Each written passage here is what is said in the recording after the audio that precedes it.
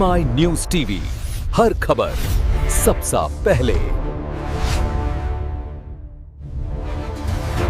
কাশ্মীরের ইয়েদের নিয়ে যে প্রোগ্রামটা এই ব্যাপারে যদি একটু ডিটেলসটা বলেন। এখন এটা কী হয়েছে, আজ থেকে অ্যাবাউট 8 মাস আগে যখন আমাদের কন্ট্রাক্ট হলো এসএনসি যে আমাদের কাশ্মীরতে যারা আর্টিশিয়ান আছেন যে এমব্রয়ডারি করেন তাদেরকে আমাদেরকে আপস্কিল করতে হবে। আপস্কিল মানে আছে ওরা তো অনেক দিন থেকে মেবি 2 সেঞ্চুরি থেকে এই কাজ করে আসছে, কিন্তু ওনারা যে modern way of doing the embroidery আছে, মডার্ন ওয়ে অফ সেলিং আছে, মডার্ন ওয়ে অফ এক্সিবিশন আছে, ওইটাও সব জানে না। তো আমরা একটা পার্টনারশিপ করলাম, পার্টনারশিপ করার পরে অ্যারাউন্ড 300 আর্টিশিয়ানসকে আমরা জোগাড় করলাম, যাদেরকে আমরা নিয়ে আসলাম ট্রেনার যারা ট্রেন করবে। তো ওই ট্রেনার গিয়ে ওদেরকে modern way of doing embroidery, modern way of exhibitions, modern way of marketing দেখালাম। দেখার পরে জানা গেল যে দে আর ডুইং রিয়েলি ওয়েল, যে আগে যেরকম যে এমব্রয়ডারি করতো ওর থেকে এখন ওনাদের এক্সপোর্ট বেড়ে গেছে, ডোমেস্টিক সেলস বেড়ে গেছে।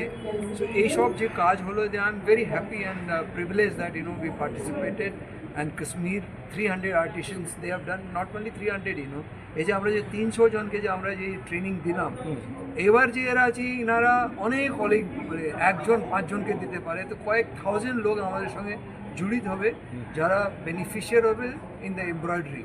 বিকজ দেখুন আমাদের কান্ট্রিতে অনেক জিনিস আছে, হেরিটেজ আছে, যেটা রিয়েলি অদ্ভুত পুরো আছে। যদি আমরা ওদেরকে যদি আমরা স্কিল করি, then they really will benefit to this country.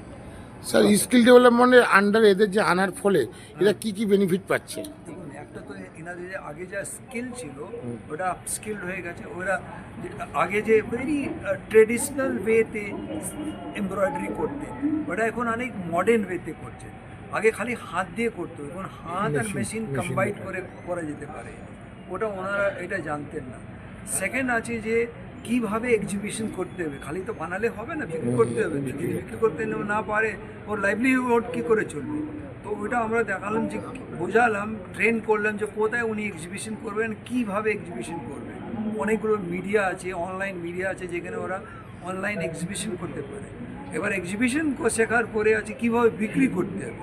তো আগে তো উনি ট্রেডিশনালভাবে বিক্রি করতেন, গেলেন মার্কেটে দিলেন কাউকে, তাতেও ধরো অনেকগুলো ইন্টারমিডিয়েট আছে, তো ও তো পয়সা পেতেন না।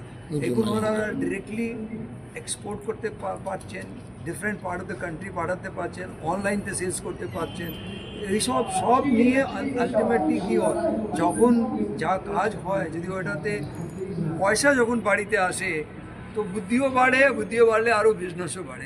This is how I have participated. Thank you sir. আপনার নাম আর ডেজিগনেশনটা একটু বলুন। আমার নাম RP Yadav, chairman cum managing director of genius HR tech limited. আমাদের এই উইং আছে genius foundation. Thank you sir.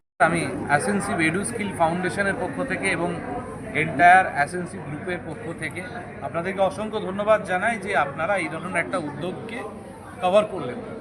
এবারে আমাদের এই কাজটা করার ক্ষেত্রে কিভাবে অনুপ্রাণিত করে এবং কেন আমরা আর্টিজানদেরকে নিয়ে কাজ করি এবং এই কাজটা আমরা এক্স্যাক্টলি কী করেছি, আমি এই ব্যাপারে ছোট্ট করে আপনাদেরকে সংক্ষেপে বলব। প্রথম কথা বলি, আর্টিজানসদের হাতে কিন্তু জাদু আছে, কিন্তু সেই জাদুটা তাদের পকেট অবধি পৌঁছয় না। অর্থাৎ সেই জাদুর যে এফেক্টটা, সেটা যতক্ষণ না পকেট অবধি পৌঁছচ্ছে ততক্ষণ পর্যন্ত তাদের ঘর চলে না। এবং তারা ওই আর্টটা, যেটা তাদের কাছে ভগবানের আশীর্বাদ, সেটাকে একসময় তারা অভিশাপ বলে মনে করে। আমরা ঠিক এই কনসেপ্টটাকে চেঞ্জ করতে চাইছি, যে এই আর্টটা যেটা আপনাদের কাছে আশীর্বাদ ভগবানের, সেটা একই সঙ্গে যেমন বিশ্বকর্মার আশীর্বাদ, সেরকম যাতে মা লক্ষ্মীরও আশীর্বাদ হয়ে ওঠে। অর্থাৎ আর্টিজানসদের লাইভলিহুড ক্রিয়েশন, সেটাই হচ্ছে আমাদের উদ্দেশ্য। আমরা আর্টিজানসদেরকে আপস্কিল করি, তাদের যে কাজটা করতে 2 ঘন্টা লাগার কথা সেটা যাতে আধ ঘন্টায় করতে পারে, তার জন্য যদি কোনো টেকনোলজিক্যাল ইন্টারভেনশন দরকার হয় ছোটোখাটো, সেটাকে ইম্পার্ট করি। এবং তার সঙ্গে যেটা করি, তাদেরকে যে কমার্স প্ল্যাটফর্মগুলো আছে, সেই কমার্স প্ল্যাটফর্মগুলোতে তাদেরকে আমরা এনরোল করি দিই, যেটা অনেকের পক্ষে নিজের থেকে করা সম্ভব নয়, যাতে করে তারা তাদের তাদের প্রোডাক্টগুলোকে এক্সিবিট করাতে পারে, অনলাইন মার্কেন্ডাইজিং করতে পারে এবং সেগুলোকে অনলাইন সেল করতে পারে। দ্বিতীয় যেটা আমরা করি সেটা হচ্ছে বিভিন্ন যে স্টোরসগুলো আছে, যারা বিভিন্ন হ্যান্ডিক্রাফটস যেগুলো সেল করে, ক্রাফট, তাদের যে প্রকিউরমেন্টটা অনেক সময় বিভিন্ন মিডিয়া থ্রু দিয়ে হয়, বিভিন্ন মিডিয়া থাকে, ভায়া মিডিয়া হয়। আমরা এটা ডিরেক্ট প্রকিউরমেন্টের জন্য artisan to directly to store এরকম কিছু কনসেপ্ট নিয়ে এসেছি, এবং যেভাবে আমরা স্টোরে ডিরেক্টলি ওই আর্টিজানসদের যে ক্রাফটসগুলোকে সেগুলো আমরা ডিরেক্টলি স্টোরে পৌঁছে দেওয়ার ব্যবস্থা করছি। এতে এদের লাইভলিহুড জেনারেট হচ্ছে, সাস্টেনেবিলিটি বাড়ছে, এবং তার সঙ্গে সঙ্গে এটা ক্রাফটের ভ্যালু বাড়ছে, এবং বিশ্বকর্মার আশীর্বাদের সাথে সাথে মা লক্ষ্মীর আশীর্বাদও পাচ্ছে। এটা শুধুমাত্র একটা জেনারেশনকে এম্পাওয়ার করা নয়, একটা জেনারেশনের সঙ্গে সঙ্গে 10টা জেনারেশনের একটা ট্যাঞ্জিবল আউটকাম আমরা দেখতে পাই, যে 10টা জেনারেশন আরও তৈরি হয়ে যায়। এখন কথা হচ্ছে যে এইটা যেটা আমরা কাজটা করেছি এবছর, সেটা করেছি মূলত দু ধরনের আর্টিজানদের নিয়ে। আজকে যে প্রোগ্রামটা ছিল সেটা ছিল কাশ্মীরের যারা হ্যান্ড এমব্রয়ডার, যারা হাতে করে এমব্রয়ডারি করেন, কানি সালস হতে পারে, আড়ির কাজ হতে পারে, বিভিন্ন ধরনের স্টিচ হতে পারে, এই আর্টিজানসদেরকে নিয়ে আপনারা দেখলেন যাদেরকে অনলাইন, এই আর্টিজানসদেরকে নিয়ে আমরা আপস্কিলিং করিয়েছি, তাদের প্রোডাক্টকে এক্সিবিট করিয়েছি, তাদেরকে ফ্লিপকার্ট আমাজনের মতন বিভিন্ন প্ল্যাটফর্মে মার্কেন্ডাইজিং যেখানে ওরা করতে পারছে এবং তারা সেলস করতে পারছে। এবং জিনিয়াস ফাউন্ডেশন আমাদেরকে বরাবর এই ধরনের কাজে সহযোগিতা, যেটা আর্থিক সহযোগিতাটা সেটা করে। এবং আপনাদেরকে আমরা জানাই এই পুরো CSR ফান্ডটা যে ইউটিলাইজেশন হয় সেটা আর্টিজান ডেভেলপমেন্টের জন্য হয়, এবং এদেরকে একটা স্টাইপেন্ডও দেওয়া হয়। এদেরকে এর সঙ্গে সঙ্গে এই প্রোগ্রামটা করার সাথে সঙ্গে একটা স্টাইপেন্ডও এদেরকে প্রদান করা হয়, যাতে করে এদের কাজটা করার জন্য যাতে করে ওয়েজ লস না হয়, ওয়েজ লসটা যাতে মিনিমাইজ হয়, সেই জন্য একটা স্টাইপেন্ডও দেওয়া। এবং আজকে মোটামুটি বৃত্তটা কমপ্লিট হলো। এবার এই বৃত্ততে আবর্তন করার পালা, অর্থাৎ যে বৃত্তটা আমরা তৈরি করেছি সে বৃত্ত ধরে আবর্তন, মানে এই কাজটার continuation, repetition. Thank you very much. Sir একটা প্রশ্ন ছিল, বলছি শুধু কি আপনারা কাশ্মীর নিয়ে কাজ করেন না অন্যান্য স্টেটও আপনাদের সঙ্গে যুক্ত হয়েছে? দেখুন, অ্যাসেন্সিভ গ্রুপ অ্যাজ আ হোল সারা ভারতবর্ষে কাজ করে এবং বিভিন্ন স্কিল নিয়ে কাজ করে। আমাদের গত বছর আমরা কাজ করেছিলাম যে ক্রাফট নিয়ে, সেটা ছিল ছৌ মাক, যেটা ইউনেস্কো হেরিটেজ একটা ক্রাফট। এবং এবছর করেছি কাশ্মীর আর মহারাষ্ট্রের পুনের যে বাঞ্জারা আর্টিজানস আছে তাদেরকে নিয়ে। তো যেহেতু ফান্ডটা লিমিটেড, আমরা অনেক কর্পোরেট থেকে এই সাপোর্টটা পাই না এই কাজগুলো করার জন্য, সেই জন্য আমরা যেমনভাবে সাপোর্ট পাচ্ছি সেইভাবে কাজটাকে আমরা স্কেল আপ করছি। যখন কর্পোরেটসরা বুঝবে যে অন্যান্য জায়গাতে শুধুমাত্র নাম খোদাই করার থেকে, যে একটা মানাদের গান ছিল না, যে যদি পাথরে লেখো নাম পাথর ক্ষয়ে যাবে, কাগজে লেখো নাম কাগজ ছিঁড়ে যাবে, হৃদয়ে লেখো নাম সে নাম রয়ে যাবে। তো সেই ভাষাতেই আমি বলতে চাই, এই যে CSR এফোর্টটা, এটা কিন্তু হৃদয়ে নাম লেখার মতন, যেটা রয়ে যাবে, যেটা ট্যাঞ্জিবল হয়ে থাকবে। কিছু একটা বানিয়ে দিয়ে সেখানে নিজের নাম খোদাই করে CSR ফান্ড অমুক কোম্পানির থেকে, এটার অনেক বেশি বড় ইম্প্যাক্ট।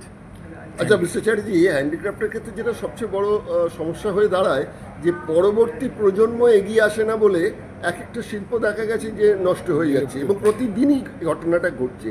সুতরাং নতুন প্রজন্মকে এই ব্যাপারে শিক্ষিত করার ব্যাপারে কোনো সরকারি যদি কোনো পরিকল্পনা থাকে, সেগুলো কি আপনাদের মাধ্যমে পৌঁছানোর ব্যবস্থা হয়েছে? দেখুন, বিভিন্ন সরকারি পরিকল্পনাতে তো আমরা কাজ করেছি বা প্রকল্পে কাজ করেছি, কিন্তু এখানে ব্যাপারটা হচ্ছে সরকারি প্রকল্পগুলোর যে আউটলে থাকে সেটা একটা লিমিটেড জায়গা অবধি থাকে, এবং তার আউটকামটা অনেক সময় প্রপারলি মেজার করা হয় না, তার ইম্প্যাক্ট অ্যাসেসমেন্টটা প্রপারলি হয় না। মূল বিষয় যেটা আপনি যেটা বললেন, একদম ঠিকই বললেন, যে হারিয়ে যাচ্ছে, পরবর্তী প্রজন্ম এগিয়ে আসছে না বলে। কেন এগিয়ে আসছে না? কারণ পরবর্তী প্রজন্ম এতে তার জীবন ধারণের জন্য যে টাকাটা দরকার সেটা দেখছে না। আমরা তো ওই পয়েন্টটাতেই কাজ করছি। যখনই আমরা এই ক্রাফটগুলোকে অনবোর্ড করাচ্ছি অনলাইন প্ল্যাটফর্মে, সেল বাড়ছে, সেল বাড়লে তাদের, এবং তার সঙ্গে ডিরেক্টলি সেল করার ব্যবস্থা করছি, মার্জিন বাড়ছে, পরবর্তী প্রজন্মের কাছে ওটা একটা অ্যাট্রাকশন হয়ে দাঁড়াচ্ছে যে আমরা এটা করে অনেক বেশি রোজগার করতে পারি। ঠিক যেমন আমি আজকের দিনে অনেক বাঙালি ছেলেকে দেখেছি আমার পরিচিত, ইঞ্জিনিয়ারিং করে এসে বাবার ব্যবসাতে যোগ দিচ্ছে, সেটা মিষ্টির ব্যবসা হতে পারে, আমার দেখা আছে। সুতরাং প্রজন্ম কিন্তু পরিবর্তন হচ্ছে, শিক্ষার সাথে সাথে দেখছে যে কোন জায়গাটাতে আমার আমার আমার ফ্যামিলির জন্য, আমার আর্নিংয়ের জন্য কোন জায়গাটা অনেক বেশি প্রোফাউন্ড, অনেক বেশি ভালো, সেটাতেই জয়েন করবে। সুতরাং আমরা যদি এই জায়গাটা ক্রিয়েট করতে পারি, এগুলো হারাবে না, চলবে। আরেকটা ছোট্ট প্রশ্ন আছে, সেটা হচ্ছে গিয়ে যে ওরা সাধারণত যখন এক্সপোর্ট হয়, সেগুলো বিশেষ করে হরিয়ানা, পাঞ্জাব এবং কাশ্মীরের ক্ষেত্রে বছরে দুবার, একটা হচ্ছে এপ্রিল মাসে, একটা ডিসেম্বর মাসে। এই দুটো এক্সপোর্ট বলছে যে ট্রাম্পের রক্তিম চক্ষুর কাছে ডিসেম্বরের কাজটা অনেকাংশেই যাওয়াটা, এক্সপোর্টটা কমে গেছে। সুতরাং এই যে আপনারা অনলাইনটা করছেন, এটা তো একটা বিপণনের একটা ভালো জায়গা, কিন্তু একটা মোটামুটি বড় অ্যামাউন্ট যেটা যেত, সেটা কি অবস্থার মধ্যে পড়ছে? আপনি রিসেন্ট পলিসি নিশ্চয়ই শুনেছেন যে এখন ট্যারিফ রিভার্সাল হচ্ছে, সুতরাং এবং তার সঙ্গে মানে mother of all deals India sign করেছে ইউএস সঙ্গে, ইউরোপিয়ান ইউনিয়নের সঙ্গে, এবং ইউরোপ কিন্তু এই ক্রাফটের অন্যতম বড় ক্রেতা, আমেরিকা নয়। কেন? আমেরিকার লাইফস্টাইল আপনি যদি দেখেন, আমেরিকা যে খাতে টাকা খরচা করতে ভালোবাসে, সেটা আমেরিকার হাউসকে কখনোই বলা হয় না যে ওয়ার্ল্ড ক্লাস হাউস, অত টাকা থাকা সত্ত্বেও, কিন্তু ব্রিটিশ হাউসকে বলা হয় ওয়ার্ল্ড ক্লাস হাউস, উদাহরণ দেওয়া হয়, কারণ তারা ঘর সাজাতে, ক্রাফটের কদর করতে ইউরোপ অনেক বেশি বেটার বোঝে। সেই কারণে আমার মনে হয় এই ডিলটা ইন্ডিয়ার সঙ্গে যেটা হলো, এটা ভারতের ক্রাফট এবং যে আমাদের যে অ্যাপারেল যে ইন্ডাস্ট্রি, সেটাকে ভীষণভাবে বুস্ট আপ করবে। Thank you. Thank you.